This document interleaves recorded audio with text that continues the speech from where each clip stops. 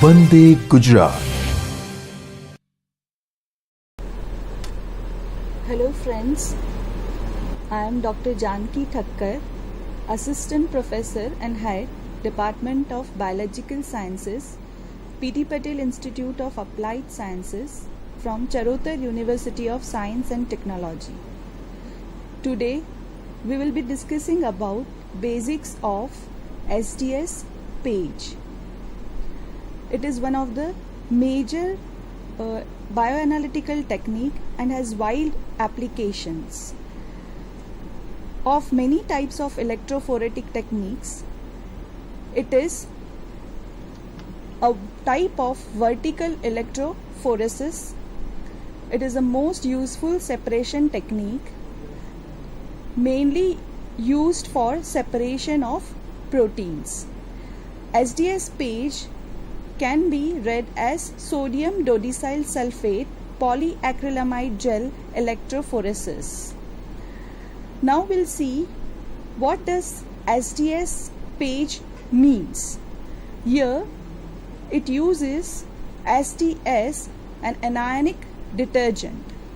It has two main parts, long chain of carbon which makes it hydrophobic, and anionic head is because of the sulfate. Anionic detergent disrupts macromolecules whose structure is stabilized by hydrophobic associations. It provides large negative charge to the proteins. In proteins, core is formed by hydrophobic amino acids. So, this SDS binds to the proteins in proportion to their molecular weight. The detergent binds to hydrophobic region in a constant ratio of about 1.4 gram of SDS per gram of protein. Even SDS molecule exerts strong internal repulsive forces, tends to stretch out the randomly coiled protein into a rod-like shape. So, proteins are generally in their quaternary and tertiary structures. So when SDS is added, it will disrupt the structure of the protein and imparts its negative charge to the proteins. So we can see here that initially, before SDS was added, the protein structure was in this shape. Now after SDS is added, all the charges of proteins are masked by the negative charge of SDS, and it has become linear also. So now the protein has negative charge.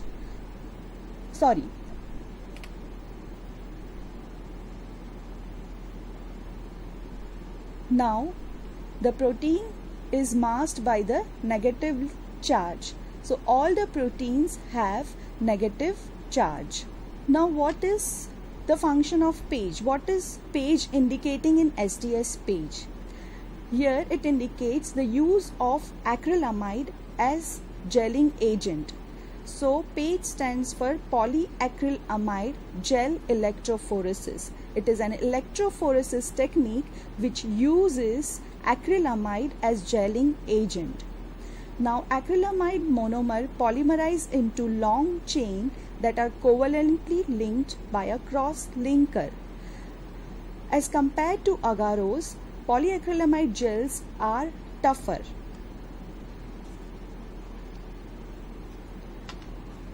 The most important step in SDS-PAGE is preparation of samples. Once we have protein extracted from any system, whether it is plant system, animal system or microbial system, once we have extracted proteins, it has to be treated with sample loading buffer, and the sample loading buffer will consist of SDS. It can have dithiotretol or beta-mercaptoethanol. It will have tracking dye as bromophenol blue. Bromophenol blue acts as tracking dye. It will have glycerol and buffer tris HCl with pH 6.8. Now what are the functions of these components in the sample loading buffer? SDS imparts negative charge and denatures the proteins. Beta-mercaptoethanol or DTT reduces the disulfide linkages. This is aided by boiling. When we are mixing sample and the sample loading buffer, it can be in the ratio of 1:1 or 1:2. It has to be boiled. So boiling also aids in disruption of the proteins or disruption of disulfide linkages. Tracking dye is bromophenol blue. Generally it is used for visualization. When the samples are loaded in the gel, up to when the samples have reached can be tracked by using the tracking dye. Here we generally used bromophenol blue. Glycerol increases the density of the sample. So during loading of the sample does not comes out from the well and it can easily settle down because of the density given by the glycerol. Then we have tris HCl buffer which maintains the pH and it is same as the pH of the stacking gel, which we will be discussing later on.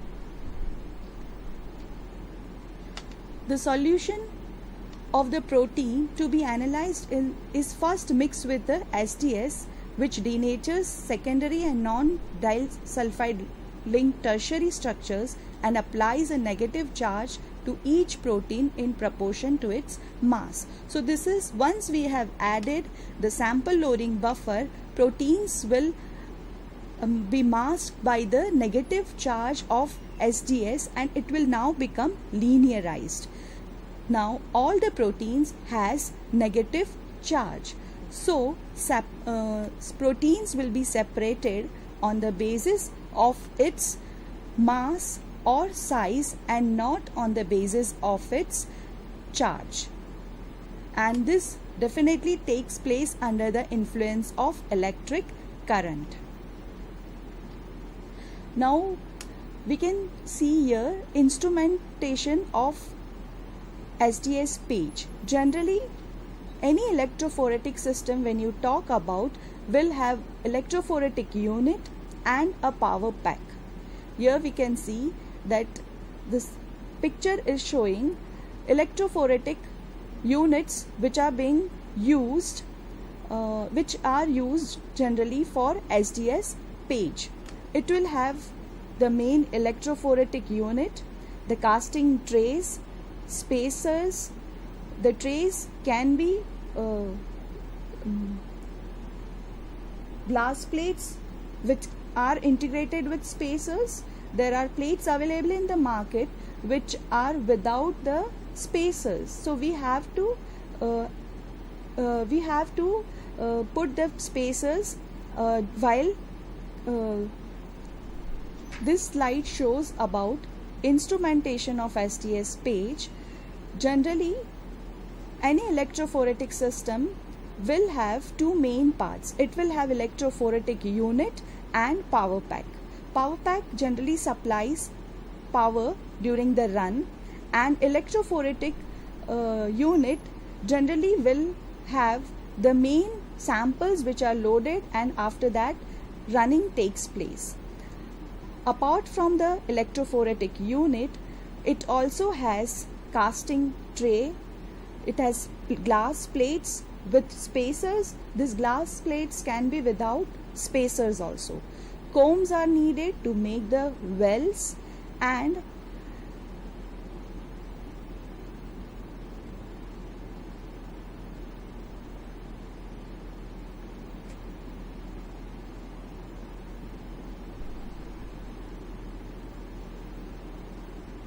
apart from combs, there are sample loading guides also which help us to indicate the wells while loading of the sample in the wells. So this is about the instrumentation of SDS SDS-PAGE. The buffer system here is discontinuous buffer system. It means that there are two different types of buffers which we are using. It is indicated by the gel also, stacking gel and resolving gel. There are two main types of gel in the SDS-PAGE. One is stacking gel and other is resolving gel. Now, resolving gel is also known as separating gel or the running gel. We'll now see what are the function of each type of gel and what are the components in the each type of gel present. Purpose of stacking gel is to concentrate the protein sample into sharp bands before it enters the separating gel. Generally, the size for stacking gel, which is due to acrylamide, is approximately 5% and pH is kept 6.8. Now, how does the stacking gel concentrates the protein? It uses the stacking and running buffers to form a voltage gradient which increases protein mobility. Stacking gel buffer is of low concentration, low salt concentration. Stacking gel buffer is of low salt concentration. Here chloride is the leading ion because it is small, negatively charged and moves quickly through gel. Now what does the running buffer does during the proteins what does running buffer do when the proteins are in the stacking gel? If you see the composition of running buffer, it consists of glycine, SDS. Now we'll see what is the function of running buffer when the proteins are in the stacking gel. Running buffer consists primarily of glycine. Now glycine is the trailing ion which at pH 6.8 is nearly neutral. So electrophoretic mobility is slow. At this pH, glycine generally does not have any electrophoretic mobility. So it will move very slow. A region of low ionic strength quickly develops between chloride and glycine and this generates a voltage gradient. Large negatively charged proteins are left to constitute most of the molecular current and moves quickly to bottom of the stacking gel. One other important factor in the stacking gel which we have already discussed, that the porosity or the acrylamide concentration in stacking gel is 5%. So it has larger porosity. Large pore size will allow the proteins to move freely and concentrate or stack under the effect of electric field. Now there is another mechanism known as mechanism of band sharpening which takes place. Glycinate ions in the buffer have lower electrophoretic mobility than SDS protein complex. Chloride ions have higher electrophoretic mobility than glycinate and SDS protein complex. So, when we compare the electrophoretic mobility, chloride ions will be running very fast. After that, protein SDS, and the least mobile ions are the glycinate ions. When the current is switched on, all the ionic species have to migrate with the same speed, otherwise there would be break in the electric circuit. So this was about resolving gel. So this was about stacking gel. Now we'll be discussing about the separating gel. It is the main type of gel where proteins get separated. Now What is the difference between the stacking gel and the separating gel? When you see the percentage of acrylamide in stacking gel, it was fixed 5%. But in case of separating gel, the acrylamide concentration varies from 8% to 20%. As it is known as running gel or resolving gel, so this percentage is determined on the basis of the size of the proteins which we want to separate. The resolving gel separates proteins as a function of percentage acrylamide, ratio of the acrylamide to bisacrylamide, extent of differences in size between the proteins being resolved.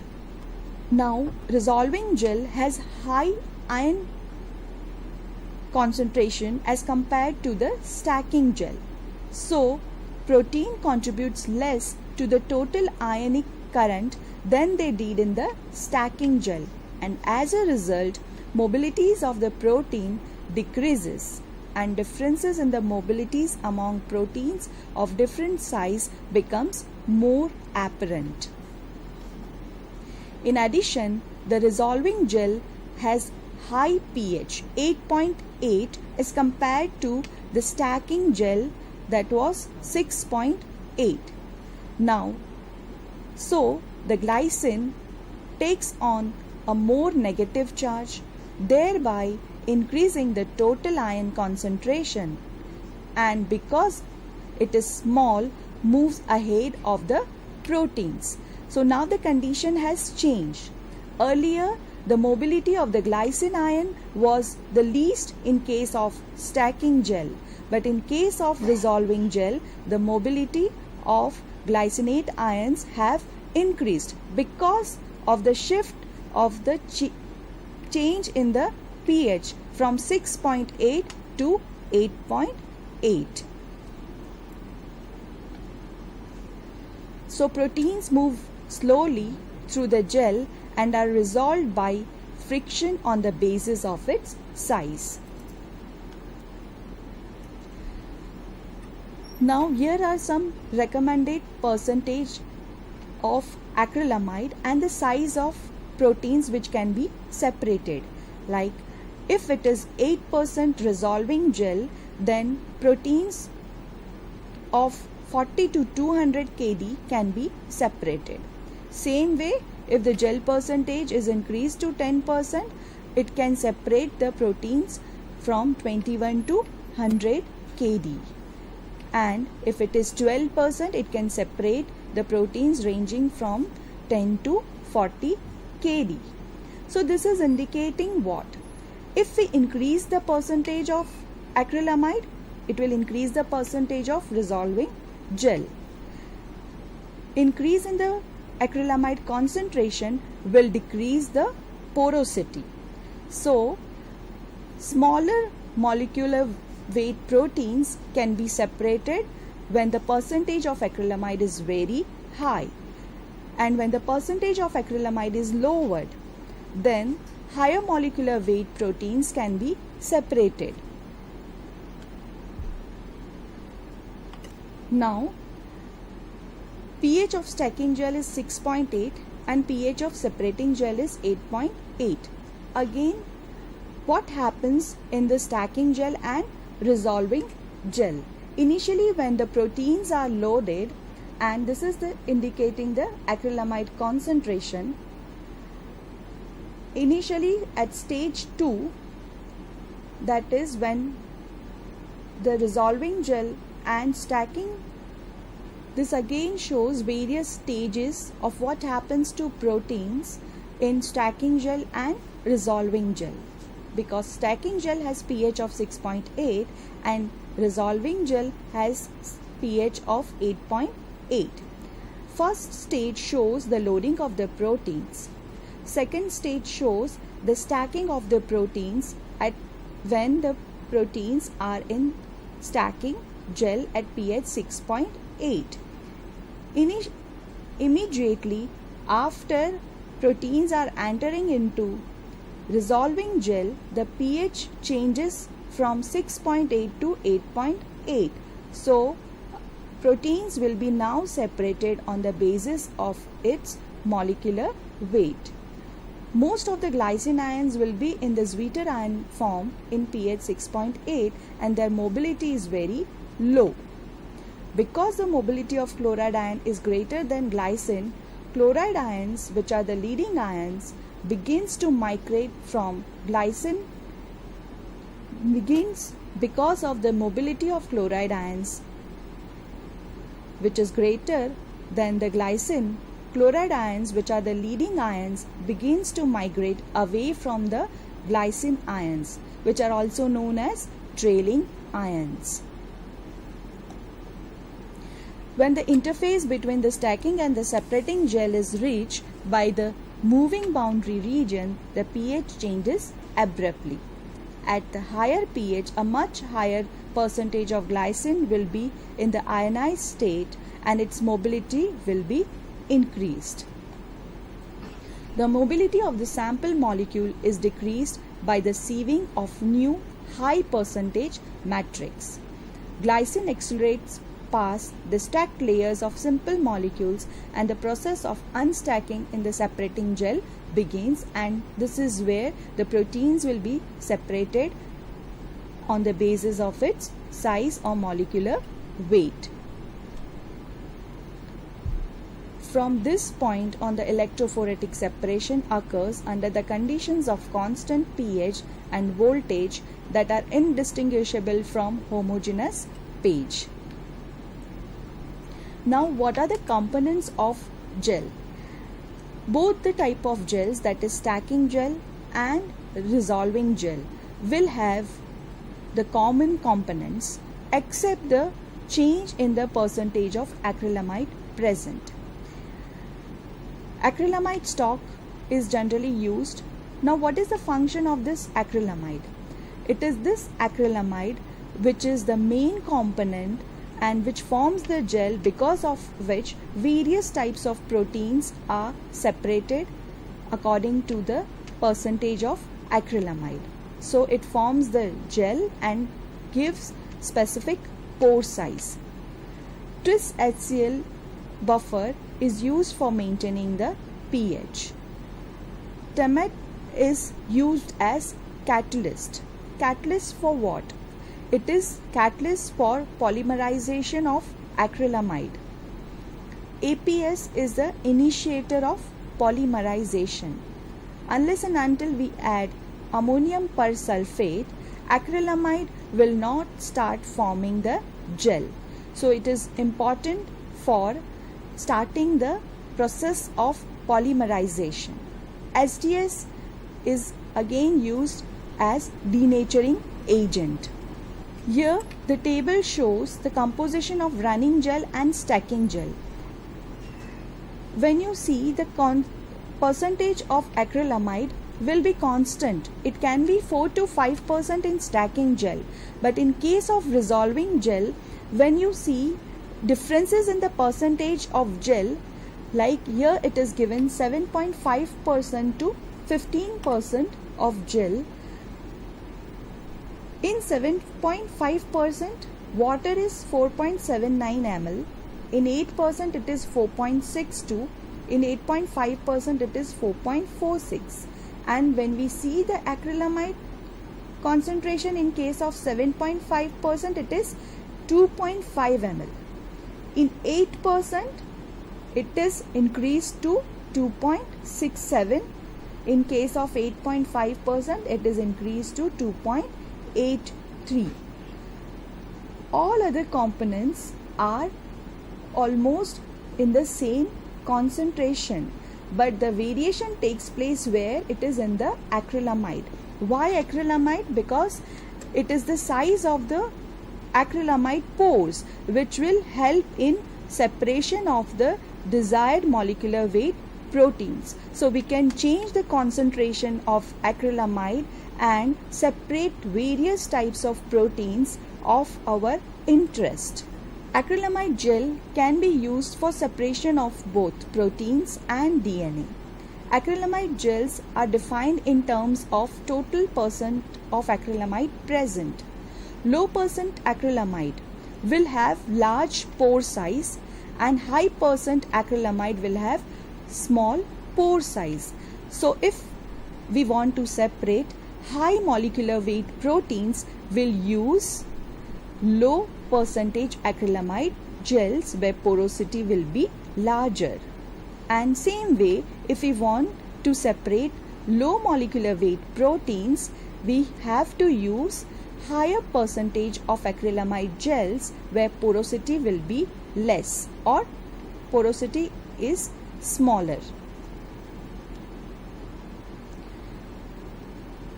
Now when you see the structure of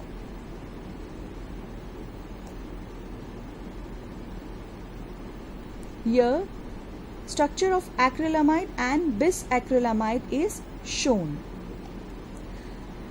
One acrylamide molecule is binding with the two bisacrylamide molecules. So this will form a network, mesh-like network, which helps in generating the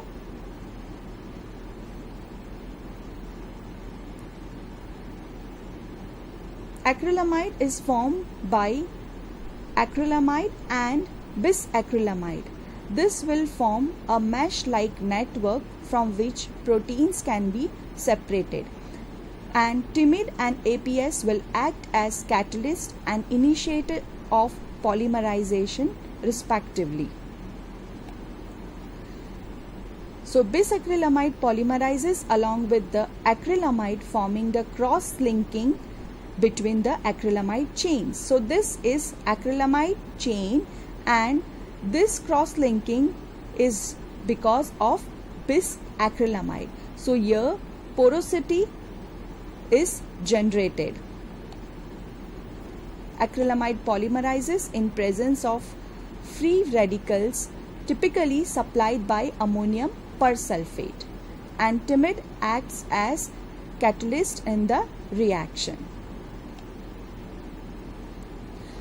Now once the proteins are separated, it is important to detect the proteins present. For detection, we'll go for staining of the proteins. Once the gel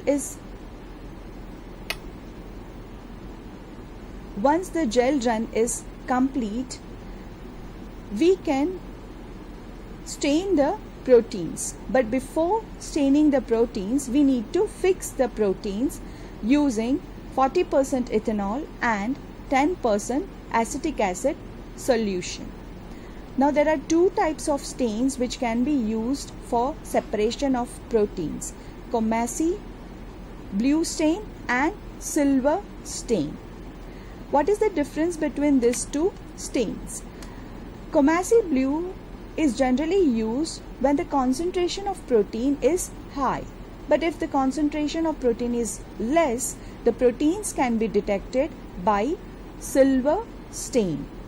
So silver stain is very sensitive method and it can detect nanogram quantities of the proteins. So first gel here shows the Comassi stain gel. They generally are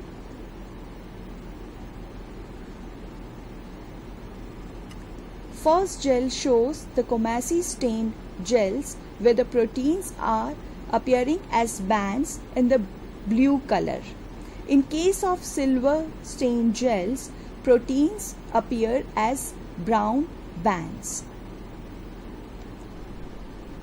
Now once the staining is completed, what we can do is we can find the molecular weight of the proteins. So for that, it is important to load a marker during the SDS-PAGE running. So after the standard proteins are also run with the samples, we can find the molecular weight of the unknown proteins. Over a limited molecular weight range, the electrophoretic mobility of the proteins is found to be proportional to the logarithmic of their molecular weight. So we can plot a graph of mobility versus molecular weight. A standard graph can be plotted from the marker which we have loaded, and we can plot the unknown and find the molecular weight. It can be found after calculating the relative mobility of the samples in each well. RF is the ratio of the distance migrated by the molecule to that migrated by a marker dye front. What are the advantages of the SDS-PAGE? It is a rapid process and cheap as compared to other techniques, and we can check the purity of the proteins at various stages when we are doing the purification of the proteins. Apart from SDS-PAGE, which uses two types of gel, that is stacking gel and resolving gel, there is another type of PAGE which uses gradient gel. Now gradient gel uses various concentrations of acrylamide. So it is a polyacrylamide gel system, but the pore size in the resolving gel is not constant. Gradient gels generally uses acrylamide concentration varies in the gradient gel. It ranges typically from 5% at the top of the gel to 25% at the bottom of the gel. So this forms a continuous gradient. Therefore, at the top of the gel there is a large pore size of 5%. As proteins moves down, acrylamide concentration slowly increases and pore size correspondingly decreases. Therefore, at the top of the gel there is a large pore size, that is 5%. As we move down, acrylamide concentration slowly increases and pore size correspondingly decreases. Gradient gel normally runs as SDS gels with stacking gel. Now, what are the advantages of the gradient gel? Much greater range of protein molecular values can be separated than a fixed percentage gel. Proteins with similar molecular values can be well resolved, which cannot be done in fixed percentage of gel, which is the case in the normal SDS-PAGE. What are the applications of SDS-PAGE?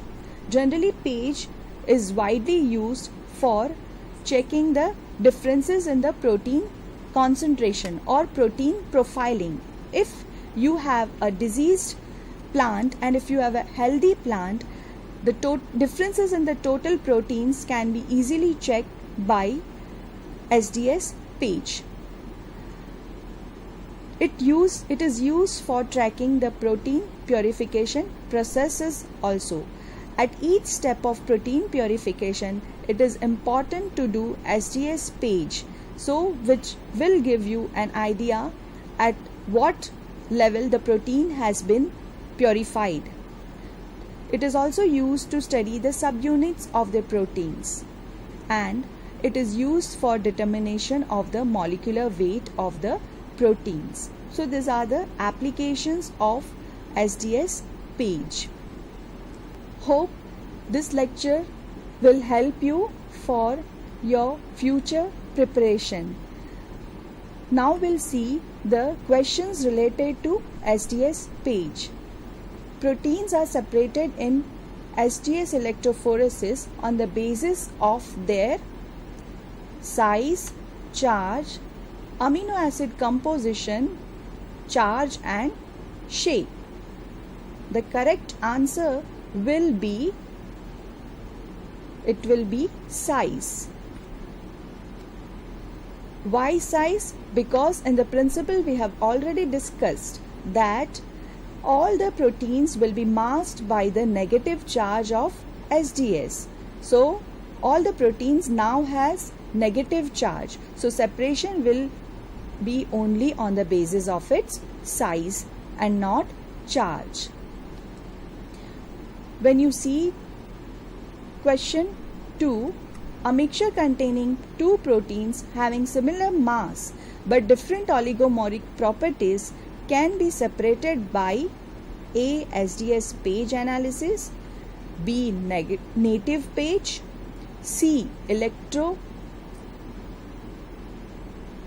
Isoelectric focusing, D. both A and C.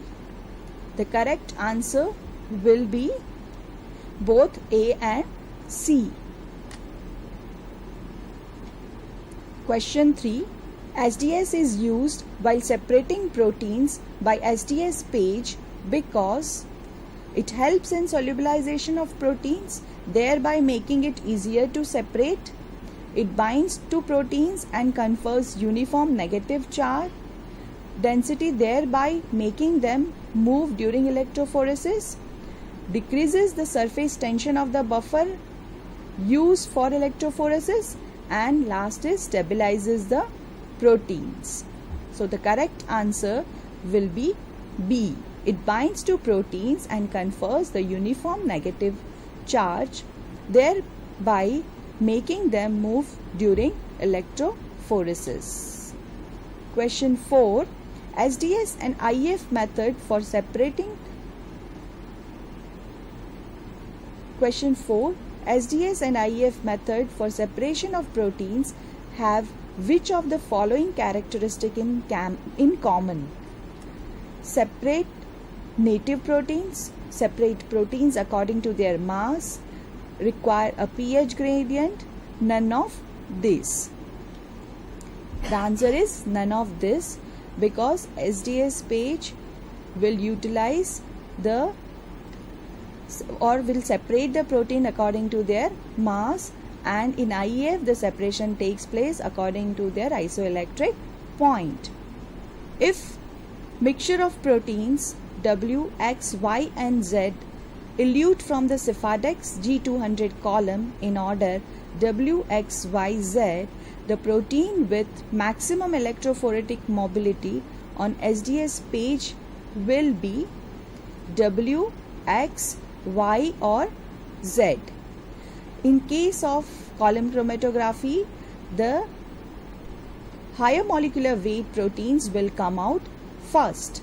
So according to this, the higher molecular weight protein will be W. But the question is the protein with maximum electrophoretic mobility on SDS-PAGE.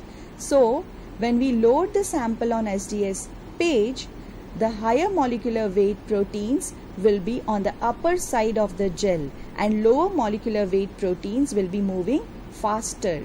So the correct answer for the electrophoretic mobility on SDS-PAGE, which has the highest, so the proteins with maximum electrophoretic mobility on the SDS-PAGE will be Z, because it was the last which came out in the column chromatography. So the correct answer will be D, and that is Z. Question 6. SDS binds with proteins using A. Charge interactions, B. Hydrogen bonds, C. Hydrophobic interactions, D. All of this. This is the first thing we discussed when we started this presentation. So the correct answer will be hydrophobic interactions. Thank you.